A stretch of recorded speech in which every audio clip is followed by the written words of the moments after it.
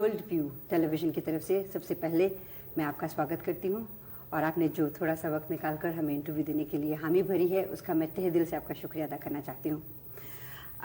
आपकी इलेक्शंस जनवरी में आपने अनाउंस की हैं।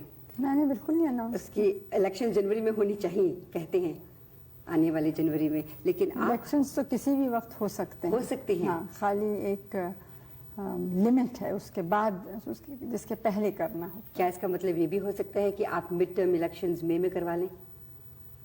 आप देखिए, इस पर हमने सोचा ही नहीं है तो इसका क्या जवाब दे सकते। हो सकता है मौसम आपको पसंद आए मई का और हो सकता है आप इलेक्शंस करवाएं। नहीं कोई सोचा कारण तो नहीं है उसके लिए। लेकिन you famous for springing up mid term कभी भी इलेक्शंस अभी तक नहीं हुआ। आप मैं पिछले कोई दो हफ्तों से यहाँ वैंकूवर से आई हुई हूँ और देख रही हूँ, अखबारों में पढ़ रही हूँ पंजाब स्थिति के बारे में। आप सारी सरकार भी बहुत चिंतित है, लोग बहुत चिंतित हैं, खासतौर पे बाहर वैंकूवर के इलाके में जो हमारे पंजाबी भाई बहन रहते हैं वो भी बहुत चिंतित हैं। पंजाब की असली स्थिति क्या है उसके बारे में आप अपने शब्दों में कुछ बताइए। स्थिति तो गंभीर है। वहाँ के एक राजनीतिक दल यानी अकाली दल ने कुछ मांगे रखी, कुछ धार्मिक मांगे, वो अधिकांश हमने मान ली जी। कुछ ऐसी थी जो हमें लगा कि हम नहीं मान सकते हैं, लेकिन ऐसा भी हमें लगा कि वो समझ गए उस बात को। एक मांग ऐसी थी जो हमसे संबंधित इतनी नहीं थी और वो दूसरे कुछ राज्य हैं भारत के, वहाँ के और वहाँ के गुरुद्वारों के जैसे अपनी कमिटीज़ या बोर्ड्स हैं उनका था। तो उस पर हमने कहा कि हमें कुछ ख़ास एतराज़ नहीं है, लेकिन इन सब लोगों से बात करना होगा, स्टेट के क्या नियम हैं और ये सब देखना होगा। उसके बाद कुछ दूसरी मांगे राजनीतिक समझ सकते हैं या जो भी पानी पर, ज़मीन पर, अब वो दूसरे राज्यों से संबंधित हैं जो आसपास के पड़ोस के राज्य हैं। तो जब तक वो भी राज़ी नहीं होंगे तब तक हम तो कुछ कह नहीं सकते। 2 दफ़े ऐसा एक अवार्ड या निर्णय हम दे चुके हैं। अच्छा। अब वो माना नहीं गया। अच्छा। तो अकेले फिर से दें तो उसका कुछ उससे चीज़ सुलझेगी कि नहीं, ये कह नहीं सकते। हमें लगता है कि कुछ इस समय कुछ एक्सट्रीमिस्ट वहाँ पे ज़ोर पकड़ गए हैं, ख़ासतौर से नौजवान कुछ। और जैसे आपने अखबार में देखा होगा, वो मोटरसाइकिल पे जाके या किसी तरह से बहुत लोगों की को मार रहे हैं, हत्याएं हो रही हैं, हत्या हो रही है। हाँ, बाहर के जो थोड़ा उसमें कुछ फंडामेंटलिज्म भी है, क्योंकि हत्या ज़्यादातर सिखों की ही सिख कर रहे हैं, मतलब अकाली लोग। अब जैसे जो एक आज के अखबार में आया या कल शायद आया था कि एक सिख अखबार वाला है, अकाली नहीं है, दूसरी हमारी पार्टी का भी नहीं है, विरोधी दल का है, लेकिन उसकी दाढ़ी नहीं है। वो मोटरसाइकिल पे अपने भाई के संग जा रहा था, भाई की दाढ़ी है, तो वहाँ उसको पकड़ा कि तुम गद्दार हो और उसको गोली से मार डाला। हालांकि वो सिख है, वो सिख ज़्यादातर है, दूसरे भी हैं। जैसे अब हमारे यहाँ तो हरि धर्म में कई सेक्ट्स हो जाते हैं, बिल्कुल हो जाते हैं। तो अब निरंकारीज हैं कुछ, वो सिख तो पक्के हैं, लेकिन सिख होने के ऊपर वो उनकी ऐसी एक संस्था है जिसमें दूसरे लोग भी हैं, हिंदू, मुस्लिम, ईसाई, जो हर एक अपने धर्म का पालन करता है। लेकिन ये लोग संग मिलते हैं, आप उसको कह सकते हैं नेशनल इंटीग्रेशन की भावना से, या ये कि मिल के मेडिटेशन करते हैं, ऐसी प्रार्थनाएं करते हैं जिसमें सब जुड़ सकें। इसके मायने नहीं कि अपना धर्म छोड़ा, लेकिन अपना धर्म भी है और उसके ऊपर कुछ चीज़ है जो दूसरों को से मिल के कर सकते हैं। आपको ये भी मालूम है कि हमारे देश में कोई किसी भी धर्म का हो, वो दूसरों का आदर करता है। बिल्कुल करता है। जैसे गुरुद्वारों में बहुत से हिंदू जाते हैं, मुस्लिम्स के दरगाह में भी हिंदू जाते हैं, मुस्लिम्स हिंदू मंदिरों में भी अक्सर जाते हैं।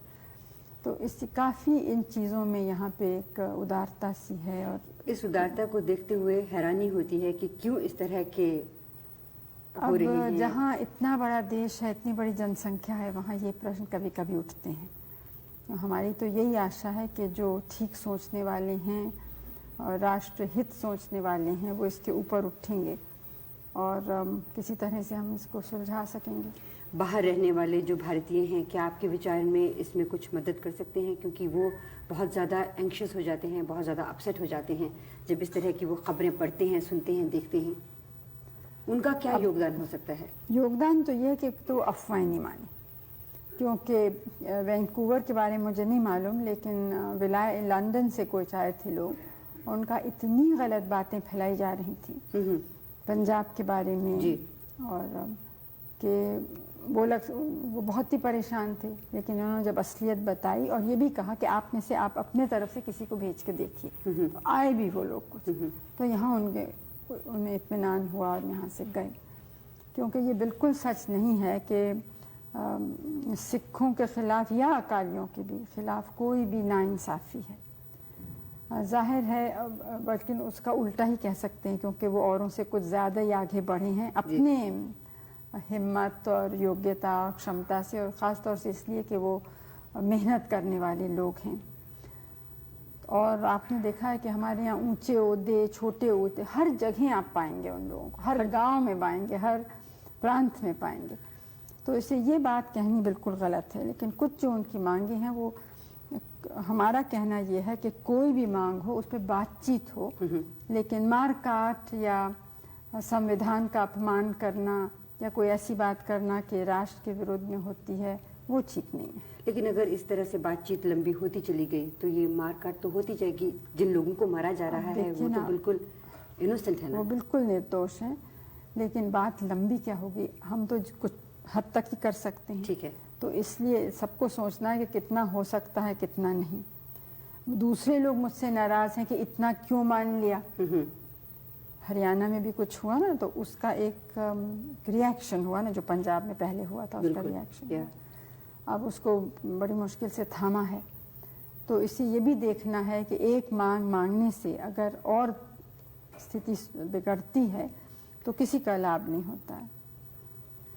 आप जब दोबारा इलेक्शन के बाद आएंगे ऑफिस में, तो कौन से ऐसे कार्यक्रम हैं जिन पे आप ज़्यादा एम्फोसिस देंगी?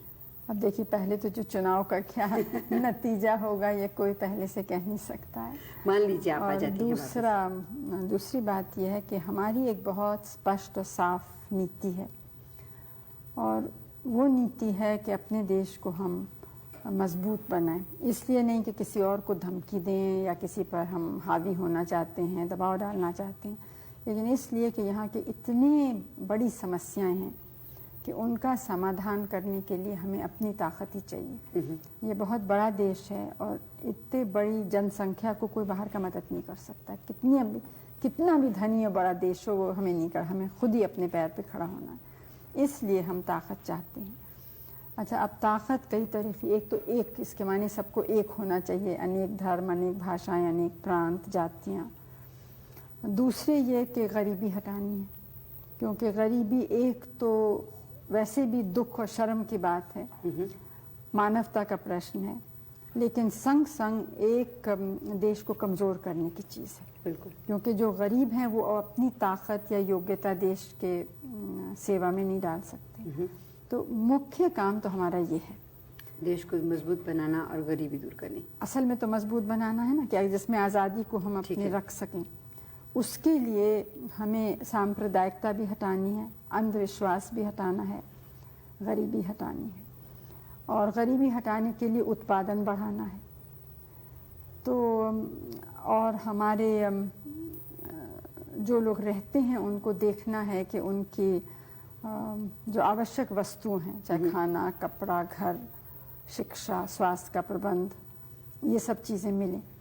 तो इस नीति के बाहर तो जा ही नहीं सकते हैं। बिल्कुल, इसी को हमें करना है। तो साथ साथ क्योंकि हम मानते हैं कि अगर दुनिया में कुछ गड़बड़ हो, यानी विश्व युद्ध हो, तो उसका भारी प्रभाव हम पर पड़ेगा।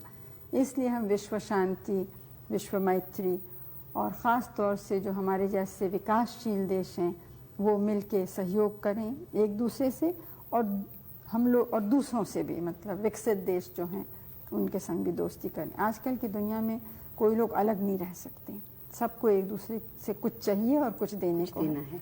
तो इस तरह से हमें, तो जो हमारा आज का नवयुवक वर्ग है उसके लिए आप आने वाले कुछ वर्षों में क्या देख रही हैं, वो क्या योगदान देंगे? आप उनको कैसे फोर्सी कर रही हैं अपनी इन पॉलिसीज़ में? अब हम तो आशा ही करते हैं कि वो ठीक रास्ते पे चलेंगे और बनाने के रास्ते पे चलेंगे, तोड़ने के रास्ते पे नहीं। उम्मीद यही है। उम्मीद यही है और हमारी सौभाग्य है कि भारत की जनता जो है उसका दिल बहुत मजबूत है और सहन शक्ति भी है। और यहाँ बहुत नौजवान हमारे बहुत बड़े बड़े साइंटिस्ट, वैज्ञानिक बने हैं, इंजीनियर, डॉक्टर इत्यादि, जो आपके मुल्क और दूसरे देशों में गए हैं जी।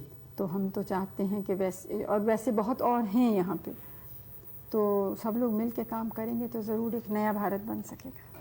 और उम्मीद करते हैं कि वो बहुत ही सुखद भारत होगा। राजीव जी इसमें क्या रोल अदा करेंगे जब आप दोबारा इलेक्शन जीत के आएंगे? अब ये तो मुझे क्या मालूम है, वो तो देखेंगे वो क्या करना चाहते हैं। आप और उनको कैबिनेट में लाएंगे तो सही। अब देखिए, मुझे तो पता ही नहीं मैं कैबिनेट बनाऊंगी कि नहीं बनाऊंगी। आप तो बहुत आगे कूद रही हैं। एक कदम हमेशा आगे रहना अच्छा रहता है, उससे क्या होता है कि आप प्लान कर सकते हैं अच्छी तरह से। मैं दूरदर्शन के बारे में 2-3 सवाल पूछना चाह रही थी। हम कनाडा में प्रोग्राम जो करते हैं, अक्सर हम चाहते हैं कि भारत की सभ्यता को वहाँ पर हम ज़्यादा प्रकाशित कर सकें, हमारे जो बच्चे हैं वो भी उस सभ्यता से कुछ सीख सकें, कुछ जानें। लेकिन अक्सर हम देखते हैं कि आपके यहाँ भारत में टेलीविज़न इतना स्ट्रॉन्ग टूल है, उसे अच्छी तरह से इस्तेमाल नहीं किया जा रहा। मैंने कल राष्ट्रपति जी के जो संवाद था उसमें सुना कि जो सैटेलाइट्स हैं उनके ज़रिए 70% लोगों तक प्रोग्राम पहुंचेंगे, लेकिन उन प्रोग्रामों का स्तर ऊंचा करना भी शायद उनके लिए बहुत ज़रूरी है, क्योंकि हम जब बाहर प्रोग्राम वो देखते हैं तो कुछ इस तरह के प्रोग्राम नहीं लगते कि उन्हें लेके बाहर दिखाया जा सके। हम कोशिश तो कर रहे हैं उनको सुधारने की। हमारे लिए तो एक नई चीज़ है और है ज़रूर एक बहुत प्रभावशील, जी। लेकिन उतना यहाँ इसका प्रभाव नहीं है जितने जैसे अमेरिका में है। क्योंकि अमेरिका में आप कोई भी प्रोग्राम देखिए उसमें हमेशा ये बात होगी वी अमेरिकन्स, वी कनेडियंस, इस तरह की कोई चीज़। हमारे यहाँ पे इस तरह के प्रोग्राम मैंने देखे नहीं अभी तक कोई भी। नहीं, ये सच है, लेकिन देखिए आप उन देशों में जो राष्ट्रीयता की, मैं ये नहीं कह रही हूँ कि यहाँ कम है, लेकिन ये क्या आश्चर्यजनक नहीं है कि इतने बरस हो गए लेकिन यहाँ के किसी फिल्म बनाने वाले ने ये सोचा भी नहीं कि हमारे राष्ट्रीय आंदोलन पर फिल्म बनाए या राष्ट्रीय नेता पे बनाए। बहुत से लोग शिकायत करते हैं कि गांधी फिल्म बाहर वाले ने क्यों बनाया, लेकिन यहाँ वाले ने किसी ने कभी कहा ही नहीं बनाने को। और कुछ थोड़ा बहुत हमने जब कोशिश भी की तो किसी ने ज़रा भी उसमें रुचि या दिलचस्पी नहीं दिखाई। इसका कारण क्या है? अब ये मुझे तो मालूम नहीं, तो फिल्म वालों से आप पूछ सकते हैं। मैं आखिरी सवाल आपसे एक बार फिर से पंजाब के बारे में करना चाहती हूँ। अक्सर हम अखबारों में पढ़ते हैं, ख़ासतौर पर जब हम बाहर के मुल्कों में रहते हैं, तो जैसा आपने पहले भी कहा, अफवाहें वहाँ पे बहुत ज़्यादा फैल जाती हैं और उनको अफवाहें ले लीजिए या सचमुच वो सही घटनाएं हैं कि इनमें बाहर के देशों का बहुत बड़ा हाथ है कि भारत की जो एकता है वो टूटे, पंजाब एक अलग प्रांत बने, ताकि जो बाहर के इंटरेस्टेड पार्टीज़ हैं वो आके भारत को तंग करें या उसकी प्रगति में रोड़ा अटकाएं। ये कहाँ तक सही है?